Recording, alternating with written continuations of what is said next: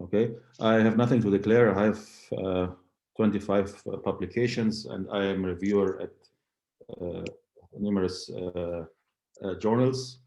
Objectives today are why, the importance of the title and abstract and keywords, how we do them, how I personally do them. Okay, so why they are very important.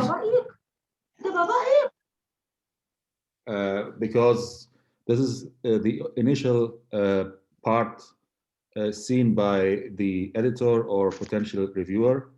Potential reviewer, because sometimes if you are a reviewer and you see or you read a very bad abstract, you will not continue and you will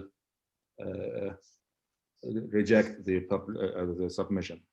The only part that appears in electronic databases, and the most read part after the paper is published. And it's the only part appearing in conference proceedings. So that's why abstract and title are very, very important. The importance of the title, of course, it attracts the editor, the reviewers, the potential reader, and it gives a glimpse about the if it's recent topic, if it's a new topic, if it's an old problem viewed from a different angle. Is it a pilot study, or is it a case report? Is a comparative study even better, or is it even better randomized control trial, or a multicentric study, or a review? Okay.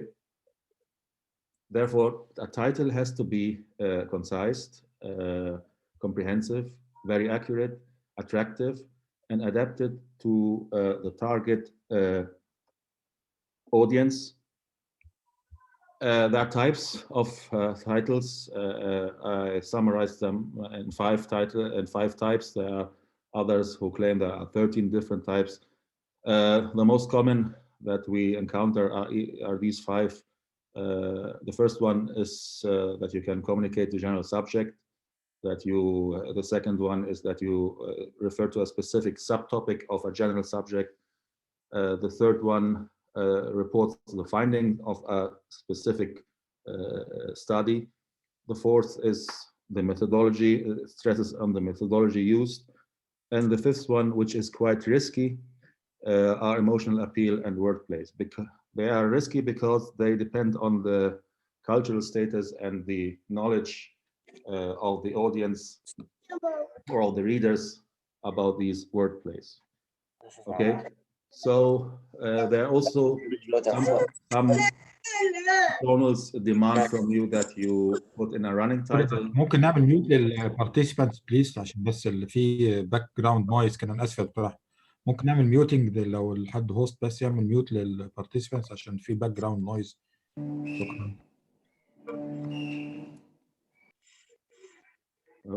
Okay.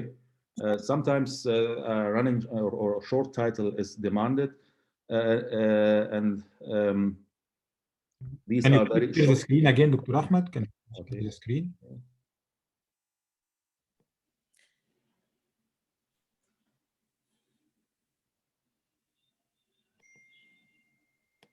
Thank you.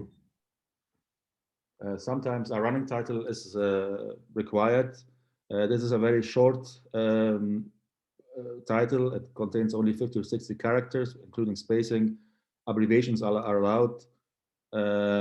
There are no sentences. Articles are omitted. And if the original title is very short, you can actually take it. However, the manuscript title that we all know always follows the journal guidelines. You use the keywords, or you try to use them as possible, or if possible, and they are quite longer, up to 80 characters, 100 characters. It depends according to the guidelines. You clearly state the point of the article, use commas, colons, or semicolons. You use correct spelling and grammar, of course. You avoid humor, jargon, or abbreviations. This is an example of a manuscript title of a paper that was published a few years ago, and this is the running title. Okay, so there's quite a difference in size, of course, but at the end, if you compare them, they contain the same object. If you are writing a thesis, MD or master thesis, you always follow this template. Please write the year where you defend your thesis, the university you belong to, then very important, the supervisors according to seniority, and why is it MD or masters, and of course the title. It is quite easy and obvious, but oftenly, always you find here the mistake. What you should avoid, you should not exaggerate in length and content regarding the title. If you have outstanding features in your study, like a long follow-up period, a high number of patients, multicentricity, etc., you can, of course, stress on this and implement this in your title. Abstract, these are the three pillars of abstract writing. Read the author's guide, read the author's instructions. This is the most important thing, and start with this, okay? And you should do it for each journal and before each submission. For each submission, suddenly change them within 1 year or 2 years. You go back to the same journal and you find it completely different. You have to stick to a word count that is given or set by the author's guide, and it is usually in the range from 150 to 250 words. And we have two types mainly. These are structures, a structured abstract and a non-structured abstract. Non-structured abstracts are usually used in reviews, and the structured abstract, we all know, is composed of these 4 or 5 sections.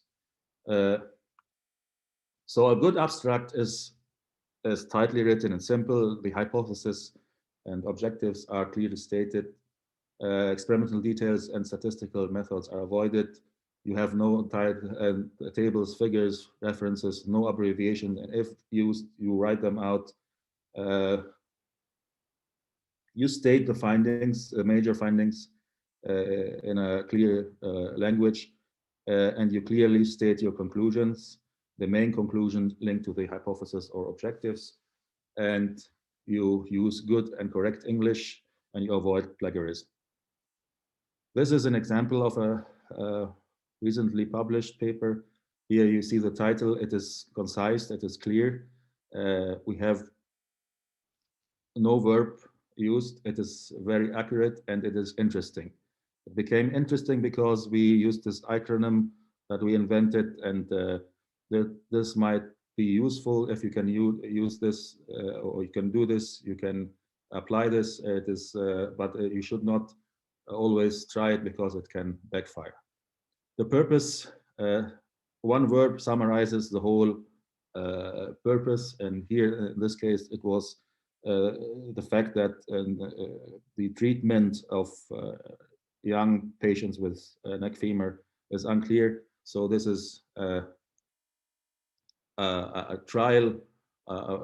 We tried to provide the reader with an alternative solution for this existing problem, and this makes this whole issue more interesting. The methods, the study design, the methodology, the analysis, the research tools are clearly stated and enumerated. The results, the major results only are reported.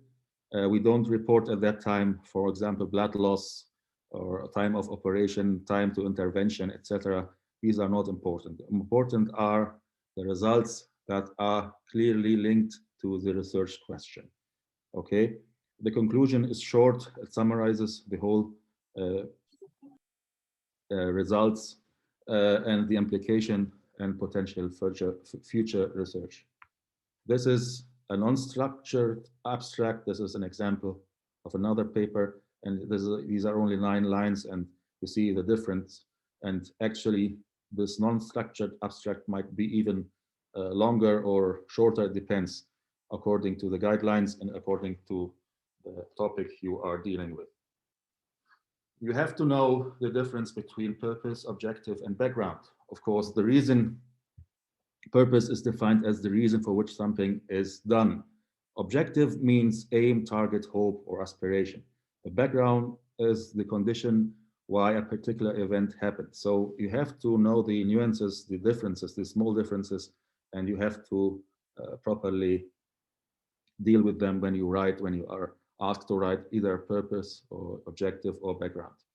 Um, Now, an objective, in the objective part, you or section, you write your precise research target in 1 or 2 sentences. You use commonly, you use verbs like um, analyze, assert, and characterize, etc.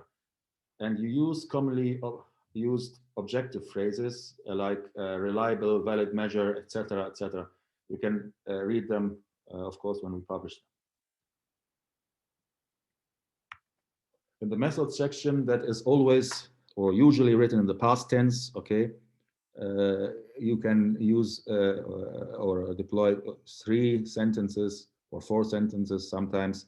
You give the exact study analysis type, you describe the patient sample group, the setting and location is not always required, and I personally would avoid if it's not of importance or to the study, if it's not an epidemiological study or etc., because there's still time to report on the setting and location in details in the main text.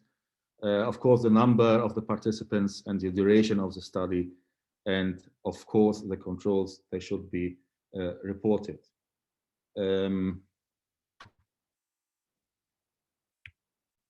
The results, you report your results in 3 to 6 sentences, also in the past tense.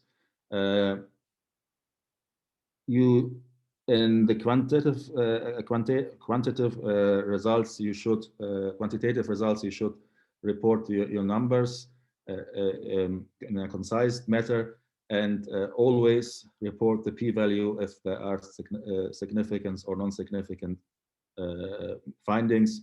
And the qualitative results, you should shortly describe the difference between the findings. Conclusions or the conclusion, you describe only the key findings directly related to the research question. You analyze the results, then you give the implications, then you give maybe wider implications and on further suggestions and limitations. If you have the real estate, the word count, that this is still possible. What I often do when I started to publish, I like these tables with verbs. Some of you might know them from the Bloom's taxonomy. They are quite useful, can quite handy when you are using, when you are looking for a particular verb. Some abstracts demand from you to report the level of evidence. You can look in the net and download one of these tables and look what kind of study you are doing. Of course, the highest level is level 1, systemic review of level 2 studies, and then control trial. What we most oftenly do here is level 4 studies, case series with either post-test or pre-post test. Keywords are important, but their importance has diminished in the last years because, of course, because of big data and the digitalization of everything, and the computers have become enormously fast and powerful. The keywords are used for indexing, and if you're indexed, you increase your discoverability, you have more readers, and at the end of the day, you have more citations. However, Google Scholar, one of the most powerful search engines on the net, actually saves your whole paper. So the keywords are not more that relevant. They rank the articles when you do a search according to where it was published, okay, who wrote it, and the number of citations received. So, however, you are required in every paper to put in keywords. This is one approach. You have a main topic, for example, your paper is dealing with infection in a after total hip replacement. So the main topic would be orthopedics, then specialty would be arthroplasty, subspecialty would be revision, and his specific research question would be a certain protein or something. I would always choose the keywords from this area to target a specific reader audience or target a reader group. Another approach, if you have several research questions, you can, and they are overlapping, then you would take from this area and this area and this area and this area the keywords. Today, you are allowed to put in like small key sentences instead of keywords, or many key sentences. For example, here on the left side, you have post-operative oral anticoagulation after total hip arthroplasty. Poor keywords would be orthopedics, total hip arthroplasty, and anticoagulation. It is very superficial and doesn't tell you, or doesn't tell the computer system or the search engine much. I would then go deeper and would even use abbreviations and write them out because the search engine becomes more targeted on these words. So how do I personally do it? I identify first the target journal, because this is a major mistake most young researchers do. Everybody wants to publish in a big journal, and this is wrong, because in order to publish in these big shot journals, you have to have a previous history of publications, etc., and your research must be very, very, very good.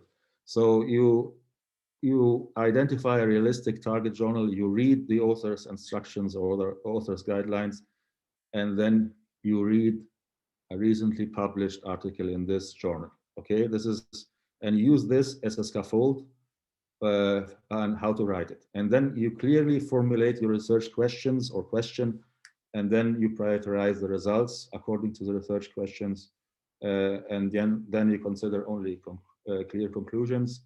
And actually, the abstract, when I write a paper, I would only use titles, headings, and then fill in the space. And I'm consciously not writing the abstract the day or the evening where I submit this paper. No, I will take time, a lot of time, maybe 1 week, 2 weeks, just to make it perfect. Because I have always come back to the main text and consider what I've written before, and they have to overlap and they have to be correct. Okay, thank you very much, and I hope you have benefited from this short introduction, and please enjoy with my colleagues.